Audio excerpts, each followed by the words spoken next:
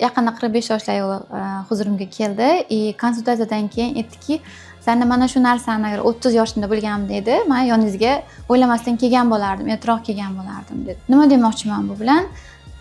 Juda ham ilmli ayol, menga juda ham fikrlari yoqdi va iltimos qildi bu mavzuni olib chiqishimni. Xullas, aytdilarki, misol uchun men o'zi gapda o'tiradigan bo'lsam, 60 ta ayol bo'ladigan bo'lsa, shuni 90% kosmetologiya bu dinimizda, shariatda mumkin emas degan fikrdamiz dedi. Qizim doktor dedi. Qachonki men qizimdan eshitganimdan keyingina men o'zimga mezoterapiya oldim birinchi marta dedi. Nimaga? Chunki sizlar misol uchun biotizatsiya, mezoterapiya, polikaprolakton shunaqa so'zlar ishlatasizlar gapirganinglarda. Lekin biz buni tushunmaymiz dedi. Kasal bo'lsangiz, siz vitamin olasiz, to'g'rimi? Ukollar olasiz, kapelnitsa olasiz. Nimaga? Sog'ayishingiz uchun. Kosmetolog deganda odamlar faqat lab tushunib qolgan, botoks tushunib qolgan. Yo'q.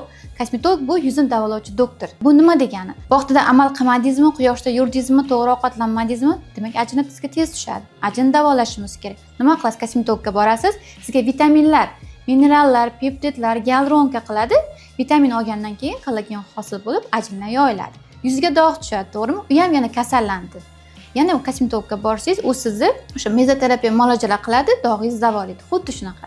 Ya'ni kosmetolog bu yuzingizni davolovchi doktor.